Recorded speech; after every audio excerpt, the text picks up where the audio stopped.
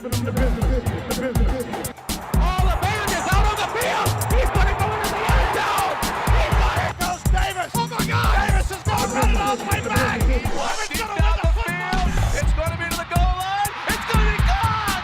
It's a touchdown. And the Gators have won the game. To the 40, Herbert Whitfield to the 30, to the 20, 15, 10, 5, touchdown official. Good morning. It's a morning, Good morning. of College Football Extravaganza. I think this might be the first time we've done this in the morning. It might also be the only time we ever do it. Yeah, maybe. I don't know. You never know. Holidays mess things up. I'm your host, Robert Vincent. I got my Extravaganza mug with me, followed here by your co-host, Diggity Davy Dave, wakey-eyed, bright-eyed in the morning. And you know what? This is a great episode for several reasons. It's one of the last times we're going to get to do this where we have, it's the last regular season week of college football. This is it. We made it. It's flown by so fast, as it does every single year. And I'm sad now. I'm officially sad that college football's almost over. College football season specifically goes by extremely fast. And this year, it really went by fast. As my wife pulls out, so getting a little ahead of ourselves, we're going to the Florida State game this weekend. My wife just got her Florida shirt in. Nice. She's been getting some new stuff in the mail. So she has a white shirt and a black shirt. Gonna find out. Yeah, we're gonna find out what she'll wear this weekend. You'll see pics, but going back to this college football season, wasn't it like last week? It was week 1. Yeah, it was. It's ridiculous. It is okay. Football goes by way too fast. People complain that the NFL goes by too fast. At least they added a few more weeks into the season, and the playoffs are long. College football just takes off and doesn't look back. And now you get to a point where, Florida, midway through the season was one game away from being bowl eligible, and they have since lost 4 in a row. It's been a tough stretch for Florida. Honestly though, after last week, and we can get into it first, the Missouri game this past week, I went on record. I said I didn't think it was going to be close. I thought Missouri was going to blow Florida out, and the fact that the team stayed in there they had a lot of grit to them. Graham Mertz put his shoulder down, broke his clavicle, fractured his collarbone. You can't really ask for much more than that. ETN. Florida. I think the whole game had more rushing yards than Missouri, and that's with Cody Schrader absolutely going off on us. It was just some secondary issues, some bad tackling, and a lot of injuries, a lot of freshmen, man. And 4th and 17, that's something.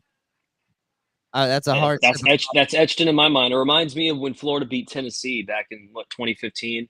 It was like 4th and 18. We convert the first down and scored a touchdown on the same play. And it felt like that. It was a gut punch. I was watching the game with my dad. In Florida, let's start offensively. Florida did everything they could, especially moving the ball well on the ground. Even when Graham Mertz went out and Max Brown came in, they didn't miss a beat. Max looked awesome. He played very well. And then it was like 3rd and 2, and it was on their 30-yard line. And I was telling my dad, let's do QB read here. QB read. We're going to get the first down. And then they did the QB read and ran it for 60 yards and got them in the field goal position to take the 1-point lead. But you knew that our defense has been struggling throughout the game. You mentioned it. Schrader was tearing it up on the ground. He had 148 yards on the ground out of 23 carries and touchdown. Too much time. Too much. Yeah, and we gave him a minute and a half, way too much time. But we get up to a strong start. Okay, we're backing them up. It's 3rd down. We end up sacking them. Okay, now it's 4th and 17, but you couldn't celebrate. You just couldn't celebrate. Why? Because the game wasn't over. And they converted that 4th and 17 and made it look so easy. It was not contested whatsoever. The This might- player just jogged. Yep. Yeah, this Let's is it right let's talk about it. Drops back, not a whole lot of pressure, wide open up the middle of the field. here. Now, these guys and some coaches teach it different. I think they're in zone. I think they have to be in somewhat of a zone, maybe some kind of zone man. And you got, I think it's 34 right here, 5 yards away from the play with his eyes in the backfield or eyes at the quarterback. And Luther Burden just kind of jogs and Yeah, he just jogs. finds a nice comfy spot and says, I think I'm going to sit right here and catch the ball. And then the next play, they're able to get an additional 10 yards just to get the thicker kicker in range so he can gator chomp off the field after his kick. So, Yeah, they like the next 2 plays were all chunk plays. Like they give up the big. They looked amazing leading up to that 4th down, and then after that, just completely forgot how to play defense. yeah, It was like absolutely forgot about it was really unfortunate. And I'm gonna wrap this up by kind of giving some positive, but when they really had to make the stops defensively, they couldn't do it, and it's unfortunate. You have a very young defensive coordinator. Like literally, I'm turning 30 in 2 days. Injury riddle. We're missing linebackers. Injury riddle. Oh yeah, linebackers to Like- fill these gaps. These linebackers aren't filling gaps, man. Like, 'cause they're young. so it is what it is. Like you have a young defensive coordinator, you have a young defensive unit. Period. Injuries, like you mentioned, like literally in 2 days, I'm going to be the same age as our defensive coordinator.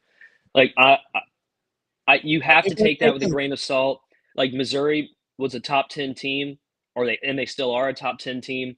And Florida hung with them the entire game. Offensively, you had a lot to look forward to. Max Brown gives you some hope.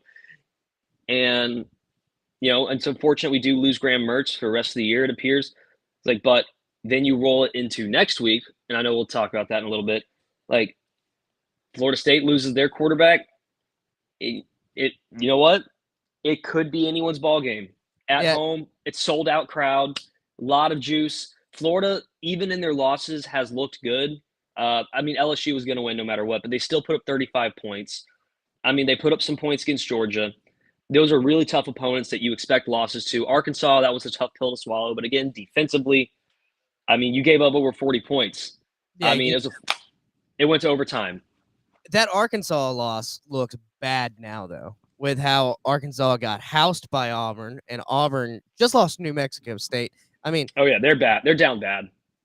That's not making me feel good going into this matchup without our starting quarterback. He's got to be a starting quarterback for a reason, a la that poor exchange in the Missouri game with Max Brown and Montrell Johnson, where he just and what a swing that ended up being. By the way, we went from possibly taking the lead to down by 9 because they scored on the very next play. Yeah, and if you score, maybe you get some momentum, and the defense is motivated and somewhat. This is a team that plays with motivation. They fight and they claw even when they're down, man. And they played an LSU team to the 4th quarter, and then LSU kind of ran away with it, like you said. So I'm interested to see in this game. And as you alluded to earlier, we shouldn't really be talking about this. Florida State played North Alabama last week. It should have been pretty much what the final score was. And now we're talking about Heisman Trophy candidate, senior Jordan Travis going down with a terrible, terrible injury. And I thought I was celebrating with my parents on their 40th anniversary, and I did not expect it to be that bad of an injury. Someone just said he got injured. And then someone told me he got carted off the field. I was like, damn. I went and watched it. Let me tell you, I wish I did not watch it. His leg.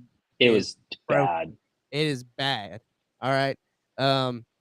But they were down like 13-0 when that happened. So you're kind of thinking, are they going to lose to North Alabama? North Alabama was running a lot of trick plays early. They were mixing it up, and they were catching FSU off guard. They mixed some trick option in there too. It's weird. But like, here's like, you knew that Florida State eventually was going to adjust, and they were going to shut him down, and that they didn't allow a single point after that. Even after Jordan Travis went down, and you could argue that there was that motivating factor of we got to do this for him now. Like, because Tate Rodemaker, like he looked good, he looked very capable. He looked great. But I mean, he's an again, athletic guy. North Alabama, but he looked very capable. Like coming in, knowing now, like, and here's like I want to give a shout out to Jordan Travis. Like, what a college career you've had in the sense of it has been up and down.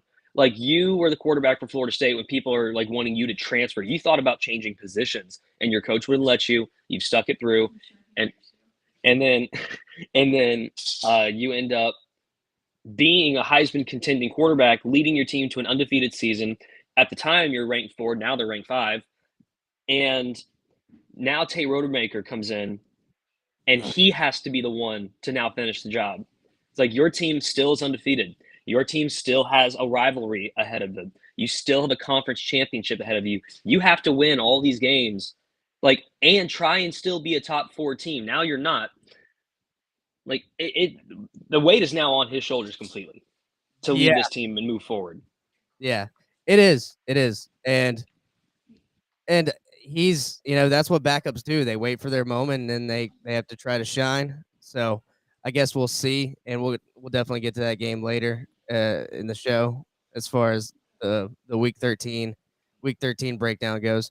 But just I don't know. It's kind of like it's almost bittersweet because that injury happened and Graham's injury happened, and it's like I wanted to see these guys go at it. They're both putting up great numbers. Graham Mertz putting up great numbers, like coming from what everyone thought he was going to be from Wisconsin near last, or maybe he was last in some of these QB ratings, and you're like, this guy's not going to be good. All the Florida fans were like, oh, we should have got O'Leary. We should have. Mertz has done outstanding. I mean, for what we wanted in a quarterback. It's been the defense that has given us problems. Yeah, I mean, I just think Florida went from being one of the best defenses to one of the worst in like a 1 to 2 seasons time frame.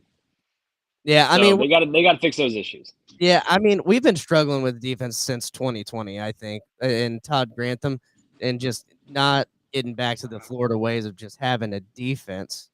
I'm trying to find this one game, but for now, I guess we can talk about the game of the week last week, which was Washington at Oregon State. It was rainy, it was cold, and Oregon State was ranked higher, but they were, I guess you could say high. They were. Washington State was ranked, I think 5 last week, right? And now Washington against Oregon State. Yeah, yeah, Washington was ranked 5. Oregon State was 11, but Oregon State was favored to win. Yeah, by like 2.5, I think. And I want to say you took Washington in this game. It was like Oregon State at the time was like Washington was +2.5, and then I think they moved it to 1. But I covered regardless. Let's see. Oregon State. Oh, you took Oregon State 13.5. Yeah, I like that. I like that one. Oh, that's for next week. That's for this coming up week. That's for this coming up week. But you get what I mean. I took Washington to cover. Sorry, that's my bad. I released the Kraken too early. Normally we have last week's graphics on here. Don't just wipe your memory clean if you're watching this on YouTube or Twitch or whatever, one of the videos. If you're just listening on podcast, it doesn't matter. Nothing happened. Anyway, yeah, this game was crazy. Also brought to you by this one guy. I don't know if you saw this on Instagram or something that I sent you. This is at Beaver Stadium, and this dude's just, I think, wasted taking a leak in the. Oh, this is awesome. You see this? Yes. Look, he's got the drunk lean. I don't know. I don't think the people around him know what's going on, but someone did some internet sleuthing and matched the color on his hat and the coat, I guess. And they're saying he's a Washington fan because the Oregon State fans are getting ripped by the Oregon fans in rivalry week Twitter shit talking. This guy's just Oh my god, he's just pissing. that's incredible. I thought it was at an NFL game at first. I was like, I bet that's at like a Pittsburgh game or something Yeah. where they're just like, all right, that's cool. And you know Like, these girls just- are the girls filming where they were like, "Oh my god, he's just Like, look, they just don't get it. You just don't get what it's like to piss freely in the public. yeah, I guess." This dude somehow got away with it. I'm assuming. I didn't see the cops come, and normally you would videotape that. But anyway, Oh man, that was funny. Great game. Might have been a little push off there in the end by Adunze, but in that game winning catch, I don't know. Subjective. Just a little push, you know. I'm a defensive guy, man. If the wide receiver is gonna push off, and it's gonna cause a touchdown, that's a OP or offensive pass interference, OPI. And they were like Oregon State. They tried, man. They shut down Washington the second half. No points allowed, and they tried. It was a good game. Yeah. DJ Uyunglele throws 2 picks. But overall, I think he had a decent game. He had a big time carry. I'm trying to remember going back and watching the highlights of this game. Michael Penix Jr. obviously balled out. It's hard to ball out super hard when it's rainy and cold, though. So I think this is a good win for Washington, and Washington's got right now probably the best resume of any football team in the nation. And I think that's why you saw him go to number 4. Maybe Jordan Travis and the injury had something to do with that. I think it had something to do with it. Yeah, but also they beat North Alabama while Washington beat a ranked Oregon State, a top 11 ranked Oregon State. At Oregon State, and they beat Oregon. And Oregon is number 6. So out of any team, they have the best, the top ranked win right now. Besides this week, because Ohio State or Michigan, one of them has to win, one of them has to lose. So this game was I can't wait. Yeah, I'm so hyped for that game, and we have to get to this news because it's so egregious, and I love nothing more than to shit on bureaucratic institutions. College Game Day and the Pat McAfee show, which was absolutely electric. We can't show anything on the podcast, but I wanted to. Absolutely electric at James Madison this past week. Even the College Game Day crew, they're saying, I heard Reese Davis on their podcast later on. He was saying it's going to be one of the more memorable College Game Days he's ever had for a few reasons. But James Madison going into this, they were 10-0, and all the pressure was on them. They're trying to say, hey, NCAA, let us go bowling, because the NCAA will not let them go to a bowl game or a conference championship because they need to sit the 2 years out while they're in Division I. It's an archaic rule, and they had signs all over the place. I guess I'll pull that. I was trying to pull that up. I love this one. National communists against athletes. Obviously, they are communists. National cartel against athletes. Never care about athletes. Not caring about Americans. Unpatriotic. They had such a chance to just earn some favor going into a college football era where they don't really have a lot of power, honestly. Like, people are going to start ignoring the power, and that's what they should do. They should. If you ever heard of agorism, you just don't care what the power centers say. You're like, okay, I'm just going to do what I do anyway. And the other places, I don't know how they can, but they should be like, we just don't comply. Like, if you are a bowl owner, just invite JMU to your bowl. Yeah. And like, what's the NCAA going to do? Like, arrest them for showing up? Yeah. call it an exhibition bowl, whatever you want to do. But I don't know. Like I heard the guys over the Daily Wire, their podcast. Can't remember the name, so I won't butcher it right now. But they were saying we'll buy a bowl, and I was like, hell yeah! If the Daily Wire buys a bowl, I might be in. I will say the NCAA every year there's always that one thing that we focus on about the NCAA that just reminds us how backwards and confusing and frustrating they are as an organization. I mean, for the longest time there was the push about why are these players not getting any sort of compensation? Why can't they do anything to try and make something out of themselves other than just be an athlete? Then it turned into like Reggie Bush again, like that circled back around once NIL became a thing. Then it was okay. Well, then can Reggie Bush get his Heisman Trophy back? And then it's like, nope, he can't. Yeah. Well, at some point, we just got to sit here and be like, why?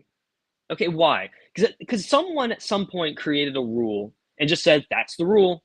We got to stick by it. Like, okay, did he inject himself with something illegal to make himself be the amazing running back that he was?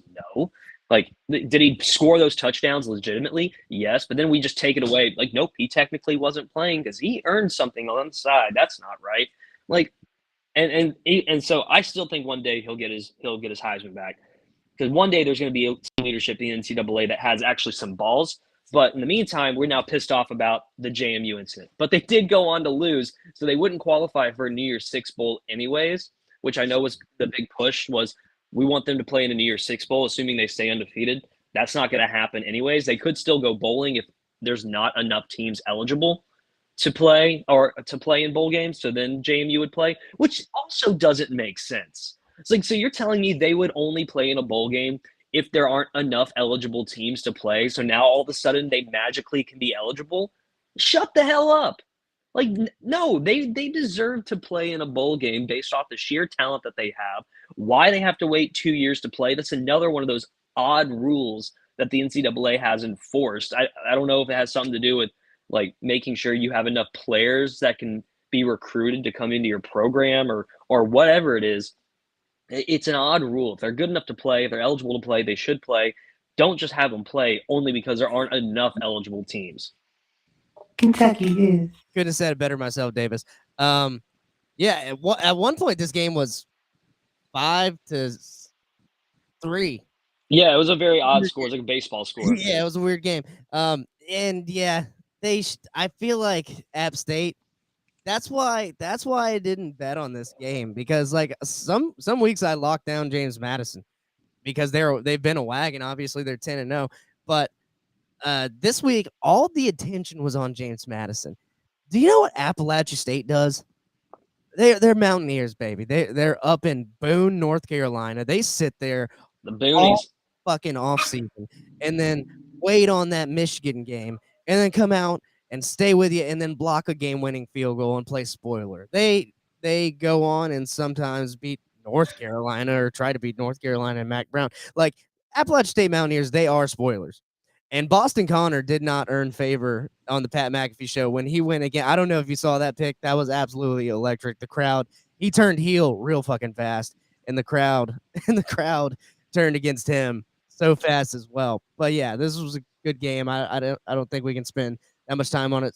I hate it that James Madison lost, but also I love to see an upset, and I love to see App State upsets especially. So I don't know. It's bittersweet for me on this one because I wanted to be undefeated and have like more of a case. They should still go to a bowl game and the conference championship, mind you, depending on how App State affects. They're in the same conference, I believe. I need Justin to come.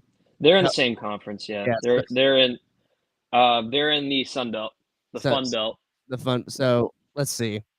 The Sun Belt really is the Fun Belt though, because they just tend to have those scrappy teams. They tend to have those teams that are gonna they're gonna have an upset here and there. They're going to go out and produce a one maybe undefeated team. Like, yeah, so it's still they're fun. They really are a fun conference. Yeah, respectable teams. Coastal Carolina now. I mean, Old Dominion's beaten Virginia Tech a few times. Georgia State, Alabama, South or not Alabama. Alabama's in the Sun Belt now. South Alabama. They win their conference every year. Pat's in the chat. Pat says Fun Belt's going to be better than the ACC, the AAC once SMU leaves. I was about to say the ACC. I mean, maybe better than the ACC too. We'll see. I just want to remind people, if you're watching this on the Old Higher Frequency Podcast Network, I keep streaming it on here because we have more subscribers on there. Try and subscribe to the College Football Extravaganza YouTube page, and the actual podcast pages. So thank you for listening and tuning in this morning anyway. But yeah, Troy versus James Madison would be a hell of a Sun Belt championship. And it looks like James Madison's still sitting on top there. Yep, but they won't get to do it. Won't get to do it. They won't get to do it. They just can't do it. The NCAA just can't find a way to get out of their own way. And it's easy, right? Like, again, what goes on in these board meetings? It's a bunch of old heads who still wish NIL wasn't a thing. It'd be so easy. It's just like, do the right thing. The right thing is so obvious in this situation too. It's not even questionable. It's like, they're a good team. One day you're going to have a guy who comes from a different generation who's going to eventually be like, all right, we're going to start doing the right thing. Because I think it was around the same discussion as Reggie Bush when people were saying, hey, do these schools have to stay with the NCAA? Could they just leave, and could there be like another organization that pops up and they just join that organization? Like, I don't. At some point, I mean, these teams used to play football without the NCAA. I mean, I think it's going to a long time ago. I think it's going to end up being like more of a. Oh, sorry about that, guys. More of a conference thing, right? I think it's going to be more of like these are your conference rules and who gets to play and whatnot. I think they're going to be a lot more lenient than they have been in the past. So, I guess we'll see. But that's kind of how I want it to be. I don't know. It's just too much. It's too much for me. But Davis, I'm sharing your locks from last week. I don't know if you wanted to go over. So you did have the App State JMU over. That did not hit, unfortunately. No. Tulane did. Fell just short. Tulane hit. Tennessee. So I know we don't have to like dive deep into Tennessee, Alabama, or Georgia. It is what it is. I thought Tennessee at home were going to at least play them tough to keep it at 10.5 or 10 or 8, 7. Not the case, unfortunately. Tennessee scored a touchdown on their first play of the game, but Florida scored easily against Georgia on the first drive, and Georgia's like, all right, we read it now, we can see it. It's like taking a strike first pitch. You want to get a look at that fastball, and then you hit a home run on the next pitch. Like, so that's what Georgia's defense seems to be doing all year long, and Tennessee was just another victim of that. I just thought they'd play a little bit better at home, a little bit cleaner, but Joe Milton, you saw some of the things that he tends to do. You can talk all you want about a cannon of an arm that he has, but if you're not accurate, you're not accurate. So, their offense struggled to move after that. They lost by a lot, like 28 points. And, Tennessee's now a 4-loss team. Washington, I know we talked about that. Covered that. I felt the win there. And Iowa, they won by 2. They won by most Iowa fashion ever. It was like punt, punt, punt, field goal, missed field goal, punt, punt, punt, punt, field goal, punt, punt, punt. The most Iowa win ever. There's a reason why the over and under was set at like 30.5, and they still hit the under. It's unbelievable, the kind of program that Iowa runs. Fun fact, all of us went 2 and 3 this week on our locks, which is not what we strive for, but you know what? We're all still in the positive, which is more than what some people can say. My locks, I had Coastal Carolina beating Army. They did not. It was 10-0 in a military school fashion. So come on, Coastal Carolina, beat a military academy. Can we do that? East Carolina. That does say East Carolina school. I was like, is this some D3 school I've never heard of? Oh man, Canva wants me to pay for my subscription, or otherwise they're gonna not correct my misspellings, I guess. East Carolina. We're gonna let you be dumb. Yeah, or maybe that was East Carolina with that. They ended up losing as well. The Georgia Tennessee game. Okay, There was a funny video going around Twitter where the first play of the game where Tennessee scores, they show the crowd cheering and they cut to the crowd cheering and rushing the field from the Alabama game and just have fireworks going off. It's just 6-0 Tennessee over Georgia. It's hilarious. Man, Because that's pretty much when they should have rushed the field because the rest of the game was all Georgia. Georgia's a full of finely tuned athletic machines, and you're not going to stop them. You're just not going to stop them if you're Tennessee. I saw this coming a mile away, so I picked Georgia there. LSU was playing Georgia State or Georgia Southern, and they're trying to get Jaden Daniels the Heisman. He deserves it. They're trying to get it to him. trying to boost those numbers. They said, hey, you're playing every snap of this game. Iowa State let me down. Iowa State super let me down. The game was still pretty close. I think it was a 10-point game. But Texas found a way to cover the spread on that one. So that was my bad. And hopefully this week's will be better. Let's take a peek at Justin. I forgot what Justin's did. Marshall, obviously, that was bad. I fucked up. That was bad. He got whooped. Got whooped. That was a walloping. Yeah, he sent these in late, so he did get the Washington +1, which was an amazing. I gave it to him, so he got that one. Got the Texas. He hit, yeah. Yeah, he got the Texas cover. The Iowa, the heartbreaker, the 2.5. Just buy that down, buddy, and it's a push. You got your second push if you buy it down. That's 2.5 right there. And USC got walloped by Chip Kelly and the fighting Chip Kellys over there at UCLA. And how about that? Some rumors floating around Chip Kelly might be out. And now Lincoln Riley's on the hot seat after that one. Is he? I don't know. Well, okay, so no, I don't think he's on the hot seat. I mean, this is his second year as a coach. In his first year, he had a Heisman Trophy winning quarterback. But you got to get a defense, which they're going to hire a new defensive coordinator over the offseason. So we'll see what happens there. But that's just the Lincoln Riley way. Try and score as many points as possible and hope your defense can hang on. But that has proven every single year to not be a winning formula. But then you also saw, like, this was a very motivated team at the beginning of the year. They're winning big. And then once they got that first loss, it just catapulted from there. It went down. It went down hard. And I think USC, obviously Max Williams is going.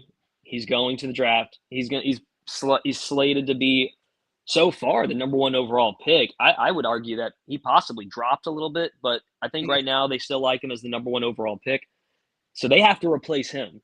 They're probably going to hit the transfer portal and try and get somebody who's really talented to come in and play there again, rather than recruit. Because weren't all his Heisman Trophy winning quarterbacks all transfers? They were all transfers.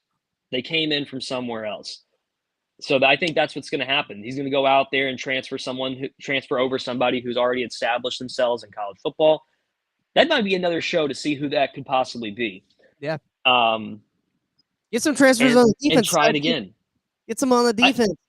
And then you got to sell them on the LA Life. You got to sell them on USC. You ever seen Trojan War? The documentary Trojan War 30 for 30. It's about like the Pete Carroll, Matt Leinart, Reggie Bush teams. No, I actually don't think I've seen that one. That'll be a fun watch. Watch it. It's extremely good, but it like talks about the selling points of how Pete Carroll brought people to USC. Pat in the chat. They got to bring, and now that you have NIL on your side, the possibilities are endless on what you could do out there. Oh yeah. But they don't really care. They can't fill the Coliseum up every single game. They're kind of like Miami in that regard, but not as bad, honestly. But you're right. They can swoon. They have the power to swoon. It's the LA money, dude.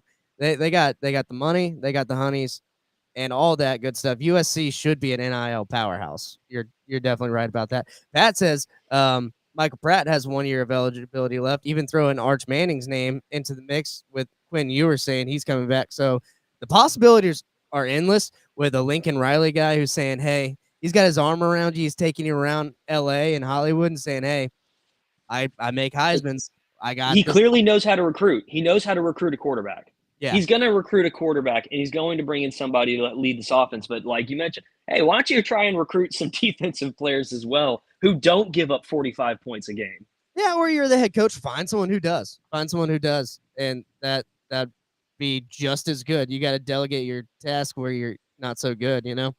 Yeah. But I'm gonna do a quick rundown here. We got to talk about Michigan and how JJ McCarthy's not looking. Michigan goes to Maryland in a tough battle. Talia Tagovailoa throws for 250 yards nearbout, and they end up squeaking it out against Maryland in the Terrapins, 31-24. I'm not really worried about McCarthy though, because they've been really focusing on running the ball. They're trying to pound that ball down the middle. They're trying to. They looked really strong in the first quarter, and then Maryland made it very, very, very interesting there in the stretch. But I mean, Michigan was. I don't think they're focusing as heavy on throwing the ball as much, because didn't McCarthy only have like 9 passing attempts the game before? Yeah, something's going on. I don't know if it's an injury or what, but maybe they're keeping. I don't think they're allowed to hide that stuff, though. I think the school would get in a lot of trouble. I mean, the NCAA punishes people for lesser things.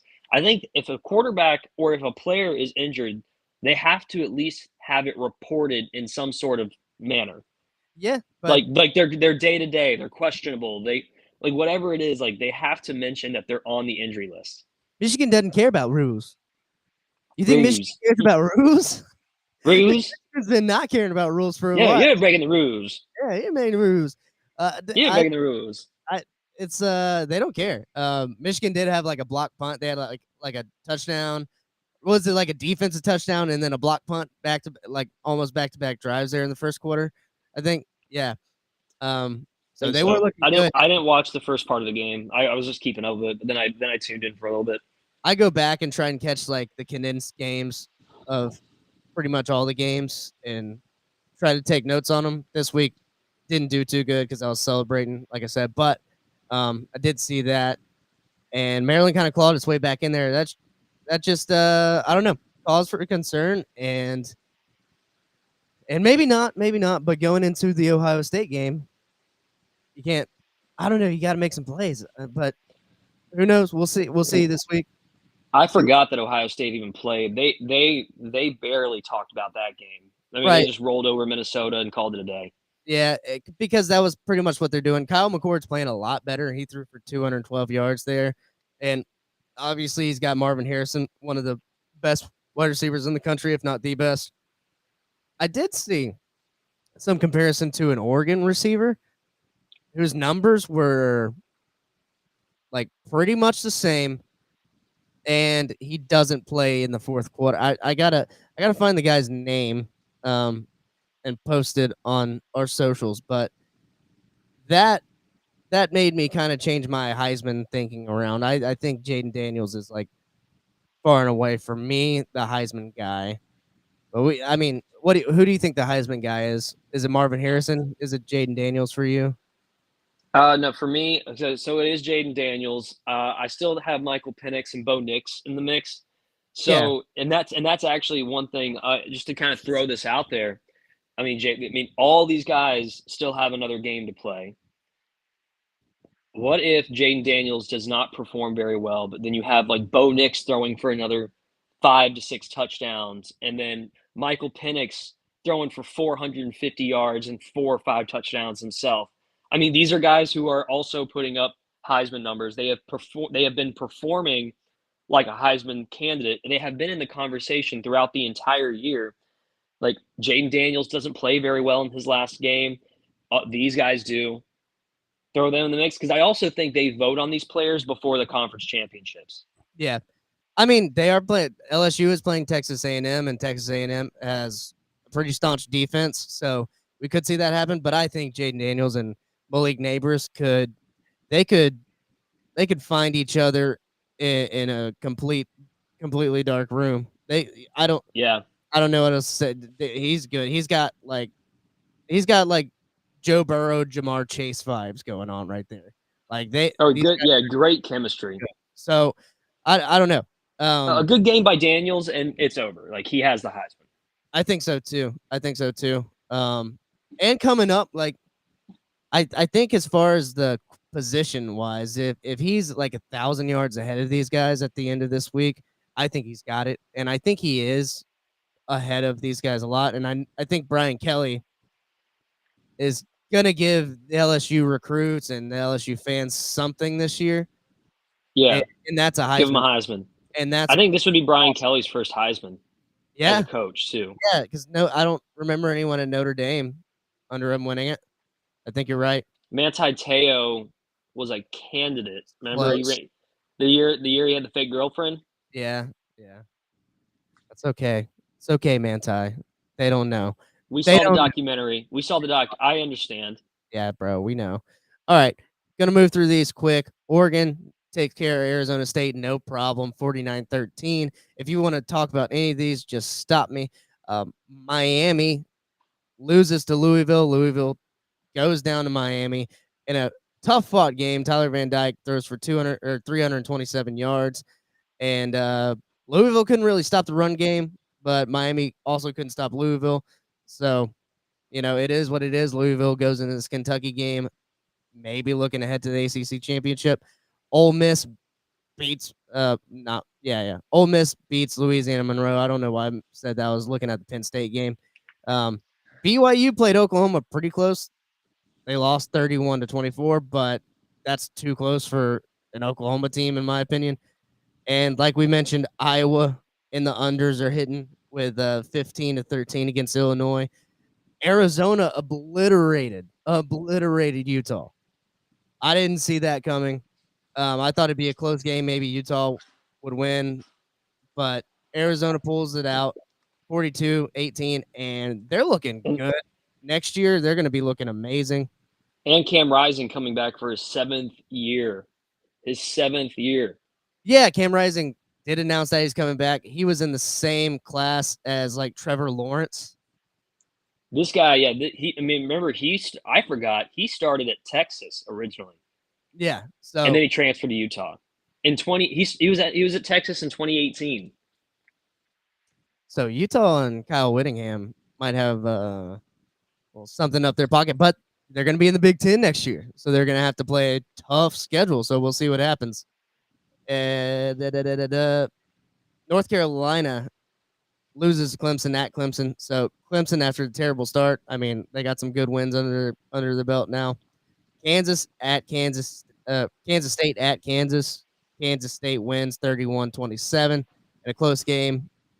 Didn't really watch it, not gonna lie. Who cares? I only cared whenever both teams were undefeated and they had the potential to upset everyone, but the whole state of Kansas is like, fuck you, what are you talking about? I honestly root for Kansas every time in this game. So it is what it is. Houston, Oklahoma. No, Oklahoma State does good. Ollie Gordon gets back to rushing for over 100 yards this game, 164 yards. I was wrong. Coastal Carolina played. I was right. Coastal Carolina did play Army. They lost 28-21. East Carolina lost to Navy 10-0. So those were the locks that I had switched. How unfortunate. And USC lost to UCLA 38-20. So they couldn't get their shit together there either. Oh, just for Pat, heartbreaking loss. UCF at Texas Tech, 24-23. UCF still searching for that bowl eligibility win, and they'll face USF in the war on I-4 for that chance. Sorry, I didn't watch the game, Pat. I can't give you a breakdown of it. War on I-4. The war on I-4. I remember when that rivalry was awesome, 2017, 2018, when UCF was undefeated. USF, I think, was also undefeated going into that game, and it ended up just being a complete shootout. Yeah, there was some war on I-4s that there was shootouts and highly entertaining. I hope this is one of them. Let's see. What do you say? Also, the war on I-4 is not happening. We have Houston. Oh, that's news to me. I'm gonna take a sip of coffee. My coffee got cold. I need some fresh coffee. I need more coffee. So did UCF and USA, are they not going to play anymore now that they're in the Big 10 or the Big 12? I guess so. Yeah, they're not conference rivals anymore. Oh man, that is Dagger. but the projections have you playing in the Gasparilla Bowl. Okay, well we'll see. We'll see then. The war on I-4 continues. You got to find it. I hate that. That's one thing about conference realignment that's got me so irked. And we're gonna have to talk. We can talk about that plenty in the offseason, but all these rivalries, they're just dying. I hate it.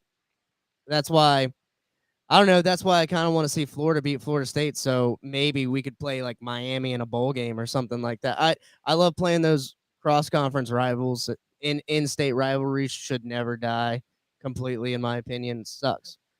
That sucks. Well, you got a chance against Houston, and you could do it. Houston's sometimes tough, as they have cost me money several times.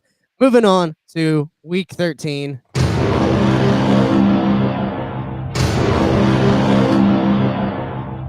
Picks and locks for this week. And Davis, we're going to start with the Egg Bowl. Ole Miss going to Mississippi State. Always a fun game. Mm-hmm. This brought memories. People acting like dogs, peeing, costing in a the stadium named after me. Let's go, Davis Wade, not Davis Wood. This game, I was watching like a flashback to an old one Egg Bowl in like the 50s or 60s or something, and Mississippi State was trying to kick a game-winning field goal in like 40-mile-an-hour gusting winds, and the wind literally took the football and stopped it from like a 30-yard field goal, and Ole Miss ended up winning the game. This is not going to happen. Yeah. This game has the wildest stuff. Remember the year the player acted like he was peeing on the field after he scored a touchdown? Yeah, and then backed up the extra point, and then they missed the extra point and lost the game. Yeah, it was Elijah Moore. That was such a great highlight for the guy. I was watching that live. It's like, oh, he's like, see, they shouldn't throw a flag on that. Whatever. But anyway, we got a roll here. Ole Miss's favorite, -10. I think they got it. I might have them as a lock in my locks, so I have to. I don't know if I got a peek or not. I'm gonna go ahead and lock it in. If not, then we'll see my locks later. There you go. That's first lock of the afternoon. It's a Thursday night lock. I don't normally like doing that, but Mississippi State has not played that good. Their coach literally died, Mike Leach, before the season. They just been that program's down bad. Yeah. So they fired their coach that replaced him. And Lane Kiffin's gonna Lane Kiffin. He's gonna end it on a high note here. Yeah, it's gonna be a win. It's gonna be a win for Ole Miss. I think that this program is just they're down at the moment. So I'm gonna try not to miss any of our locks here. The next game I have locked is just for fun. Iowa at Nebraska. The under's at 26.5, y'all. I'm locking in the under in this game. It's so low. It's unbelievable. They think that this is going to be like a 6-3 final, and it probably will be 11 a.m. on a Friday. Is that Friday game?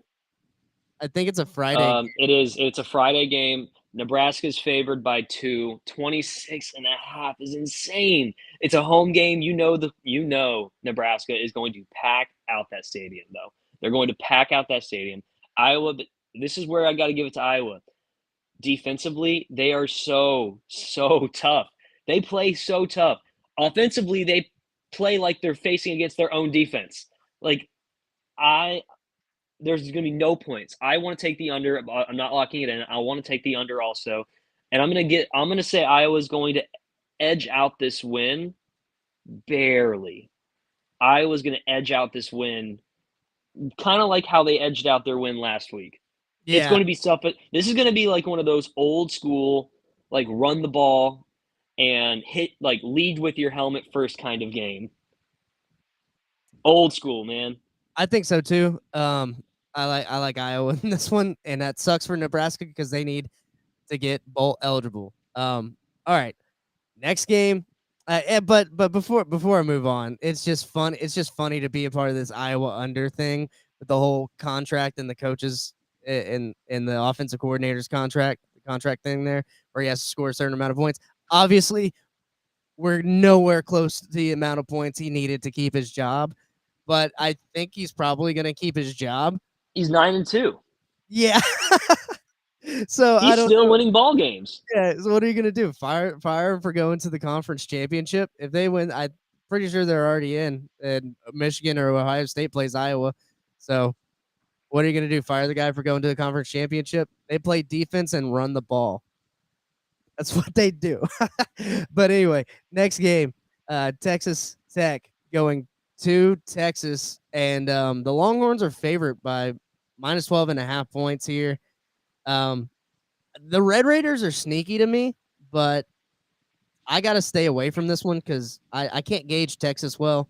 I didn't really get to see the new running back or their replacement wide receiver step in, but they're 5 stars. They're good. Quinn Ewers is firing on all cylinders, so I wouldn't be surprised. I got Texas winning this game. They're hungry. They want to get back to the conference championship. What about you? Same. I think Texas should handle business here. I thought really hard about taking Texas. Held off because Texas Tech may play them just a little frisky, Mhm. but no, I think Texas should be able to handle this one and move on. Awesome. Now we move on to the Civil War. Oregon State, the Beavers versus the Ducks. Matchup that meets frequently in nature and on the football field. And Oregon State has a chance to send the Oregon Ducks packing to the Big Ten, saying, "We won. We own this Pac-12." I mean, they had a chance against Washington too, but this would be an even bigger spoiler right here. Oregon State has a chance to shake up the college football playoff picture too. One, I think the over is going to hit in this game. Oregon, and for Bo Nix specifically, this is like we were talking about earlier. This is a Heisman opportunity. This is up to this point one of the biggest games of his career. This keeps him in the discussion for a potential playoff bid, and then this is an opportunity to. I think they have to win this game if they want to try and make it to a conference championship. So that's another thing. But Oregon State is a tough team. They've played really tough all year long. That's why at 13.5, I'm thinking Oregon State might just keep it in there. And that's why I want to take Oregon State to lock that in. They're a tough team. They're going to play Oregon tough. And I think they're going to keep it just close enough to where maybe even a 10, possibly less than that difference. But Oregon State, I think, will cover, lock it in. Lock it in. And are you sure you don't have the over under on that one locked in? No, I know I don't. I just have Oregon State covered. All right, good. I think Justin might have taken the over under on that one. Let's see. Yep, he took the over, so we'll lock it in for Justin. He's not on the pod right now. He's got the over at 62.5 points, which I like it too. Davis, you say you like the over too. I'm just not locking it in. Yeah, I like it. I like it as well. I like it a lot. I mean, I hope Oregon State kind of plays spoilers so we don't have this whole kerfuffle here, but I think I want to see Oregon in the playoffs, honestly. So it's a tough call for me. Kentucky at Louisville is interesting at 10 a.m. on a Saturday. It is. Oh, it is so early. It's such an early game. I love it though. Louisville and Kentucky, a big rivalry. Kentucky for a while looked really, really strong. They've slipped off as of late. Louisville's continued to look really strong. I'm going to go with Louisville in this game, -7 at home. I think they'll cover that easily, and I'm locking it in. Ooh, locking it in. I'm staying away from this one. I could see Kentucky playing spoiler, but it was like ever since they lost to Georgia, when Kentucky beat Florida bad, they just sucked for the rest of the year. It pisses me off because they do this all the time. They're like, we're going to pour our heart and soul into this Florida game and then lose the rest of the year.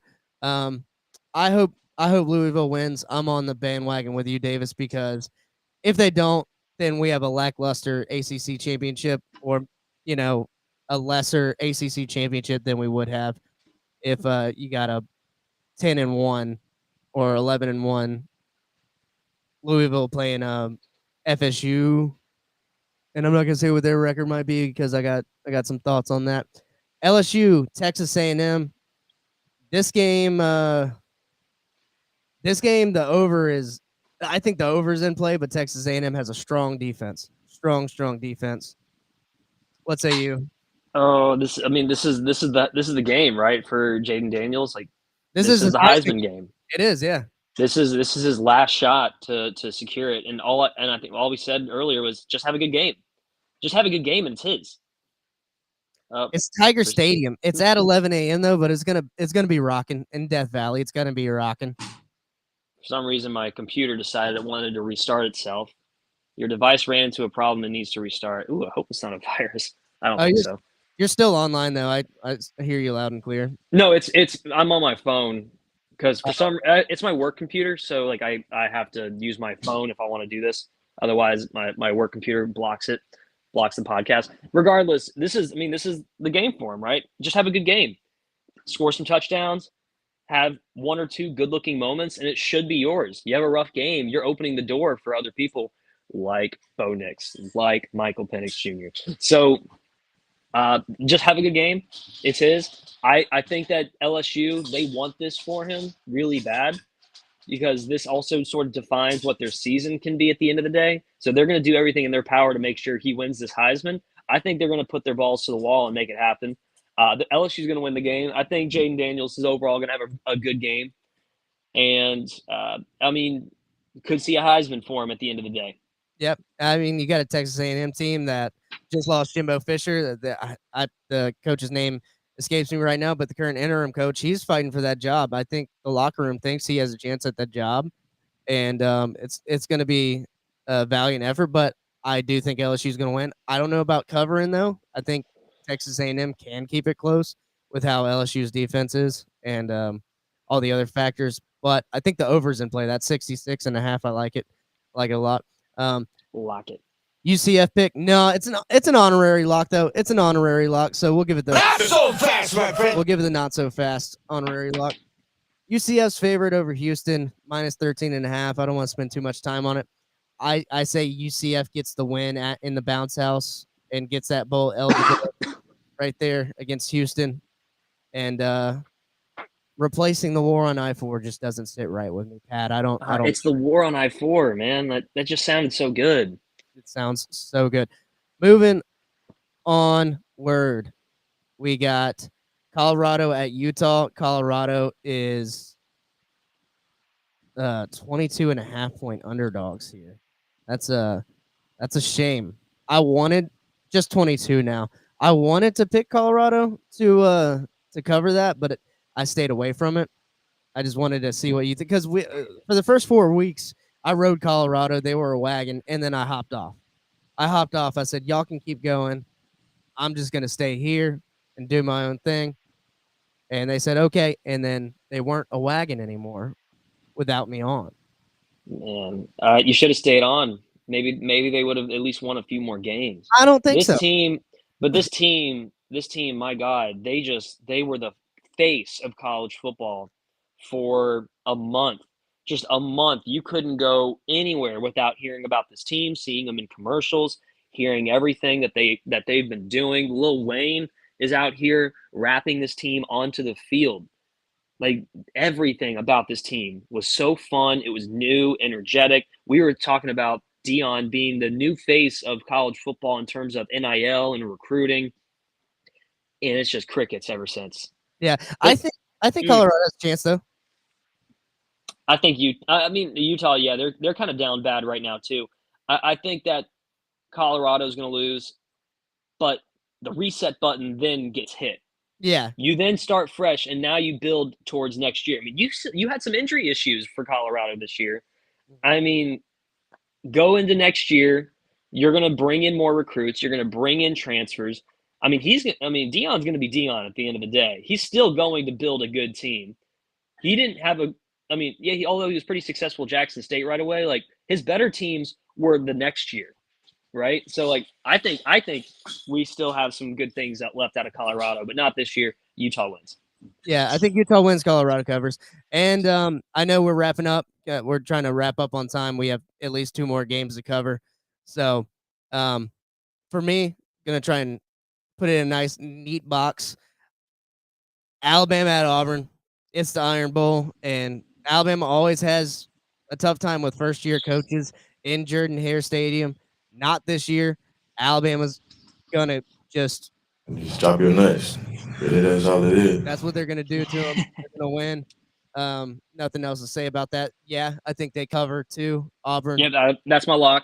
That's all right, Alabama. I have Alabama covering. That's an excellent lock. I think. Get ready for the SEC championship. It could be a barn. That could be a fun one. Fun, tasty one. I'm going to double lock it because I think I have it as lock too, but we'll see whenever I pull up the graphic. Arizona at Arizona State. I got Arizona winning that one over Arizona State. I don't know if they cover because it's I think it was minus 10.5. I like that. I like them to cover on that one. So I might have locked that one up. We'll have to see. But let's get to the games we really want to talk about here. And I'm not talking Notre Dame at Stanford. I'm talking Florida State, the battle of the backups in the swamp at night. This game's now interesting. I think it was interesting before. I think when you had a fully healthy Graham Mertz and you had a fully healthy Jordan Travis, I think it was still interesting. I think Florida State had the edge. They were maybe like 10.5 point favorites then. And now it's down to 6.5. I think Florida has a chance to win in the swamp. I mean, they play better at night in the swamp. They do. And FPI's got 81.5% Florida State here. We need a bowl. We need to go to a bowl this year. These players have to play inspired. And you know what? Offensively, you would think we are playing inspired. Clearly, we have something moving for us when it comes to the offense. We have weapons. Ricky Pearsall, who just got invited to the Senior Bowl, by the way. Yeah. He's top receiver, one of the more fun receivers to watch. Graham Mertz, it's sad that he's out. Although he could come back. He was statistically playing extremely good football. The offense was doing their thing. Even the offensive line, which I know was like a question mark, the offensive line was showing up and doing their job and making things happen for our running game. And then defensively, it's like, all right, how can we completely screw this up today? And so it's going to be the same thing, I think, even with Max Brown at quarterback. Like, Florida, I think, is going to move the ball. I think they're going to score points. But it doesn't matter who's at quarterback for Florida State. They are undefeated for a reason. They are a tough team. They're going to also score points, probably easier than Florida will.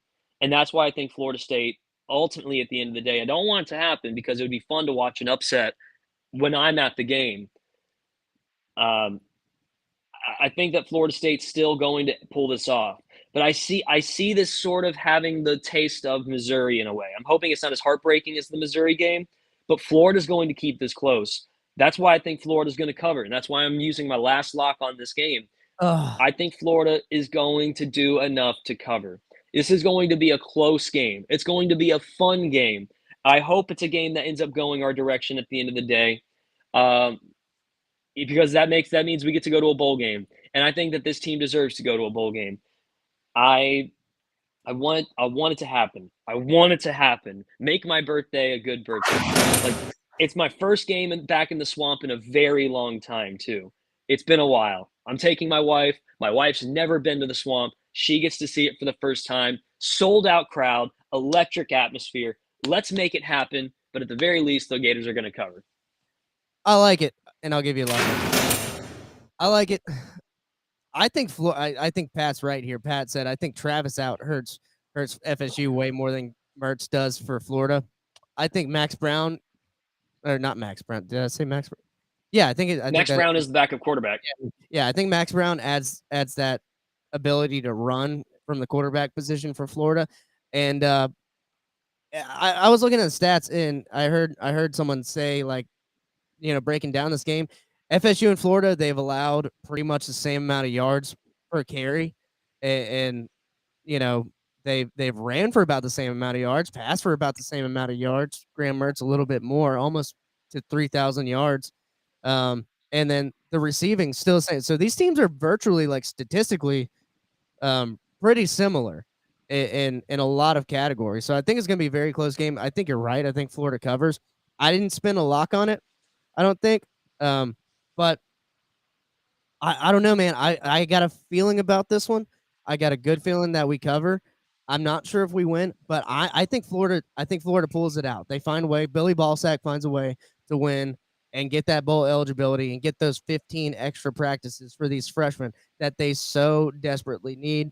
And for some reason, I think that if we don't end up winning this game, I think maybe they'll get a bowl, just because there's a lot of teams that don't have bowl eligibility, and maybe that still pans out. I don't know. We'll have to see. But come on, we got to get it. We got to get it, guys. I wanted to mention this before, like, our defensive coordinator, before he took the coordinating job for Florida, he was going to be like an assistant coach for Alabama. His dream job was to work for Nick Saban, and he was going to be like a defensive analyst coach or something like that. And then Florida calls and says, "You want to be our defensive coordinator?" I mean, that's a tough thing to say no to. Honestly, I think our defensive coordinator is heading in the right direction. But if he had worked for Saban first and then gone to Florida, he'd be a way better coach. Yeah, I don't know. I like his schemes, and I like how he puts players in the positions, but the players are so young. They gotta make the plays. They gotta get used to the system. Because I watched the Gator film review. I forgot the name of the podcast, but he breaks down, like, the actual X's and O's of the offense and defense. Does a great job of it, and it looks like the schemes are good and everything's good. They just need to make a play. All right, we're running a little bit over time, Davis, but I'm here at the game of the week. It's no surprise to anyone. This is the game of the week. Arguably the best rivalry in college football. It's the game. Ohio State traveling to Michigan in Ann Arbor. Ohio State, Michigan.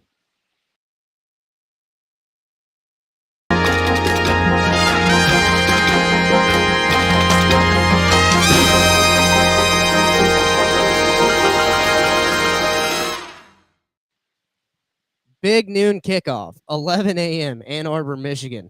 Ohio State traveling to the Wolverines' house. And the Wolverines have been, in the last 2 weeks, just kind of running the ball and maybe holding things close to their pocket. And the Buckeyes have been progressively getting better. I think Kyle McCord's gotten a lot better. And Ryan Day searching for a win here against Michigan. He's lost the last 2 or 3 years. Yeah.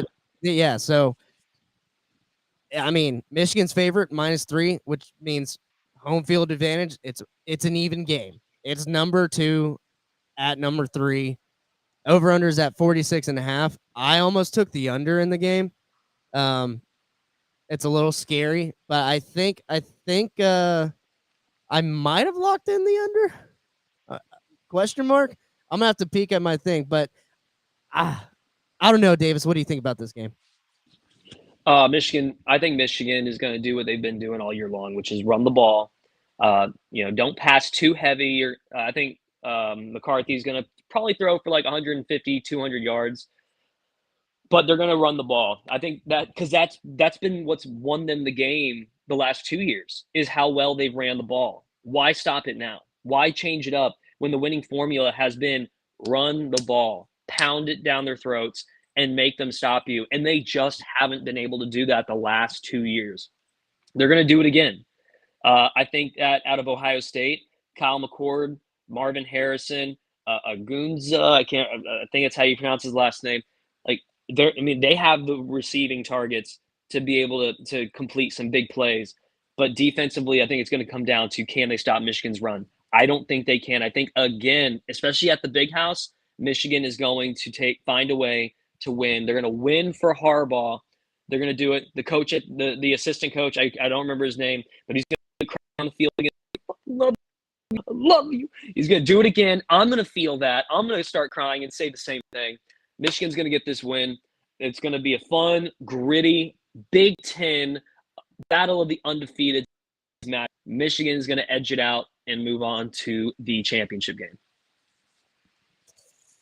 Oh, it's time. I can't sit on the fence any longer. I'm going to take the under in this game. And I peaked. I do have it locked in, but I think I'm going to change. I'm saying right now I'm going to change that pick to Alabama covering against Auburn because I was like, why didn't I pick Alabama covering against Auburn? But I'll go against you. I'll say that's fine. I'll say that Ohio State goes into the Big House and wins it by a field goal. There you go. Let's do it. Wins it by a field goal. Justin's got Ohio State as well. So, all right, here we go. Going into our locks, and we'll wrap this thing up with a nice, neat bow. Davis, check them out. Tell the people what you think. Oregon State, 13.5. Florida, 6.5. Louisville, 7. Alabama, 14.5. Georgia, 24. I think my like guaranteed lock of the week, I think my guaranteed lock of the week is Alabama, 14.5. Georgia right behind them. Georgia's right behind them. That's not a bad one. Yeah, I think Georgia's going to absolutely destroy Georgia Tech. Georgia Tech's not as bad as they have been in the recent years, so maybe it's a closer game. But I think you're right. I think Georgia does do them dirty, and one of the oldest rivalries in college football. Oh yeah. Here's what I ended up with: Arizona covering against Arizona State. I did take the Georgia Bulldogs to cover as well. Ohio State, Michigan under, which I still like, but I'm switching that for the Alabama covering minus 14.5 because that just sounds so much better. Because I could see a world where these teams have been holding things close to their pocket and Blake Corum goes off and Kyle McCord and Marvin Harrison go off.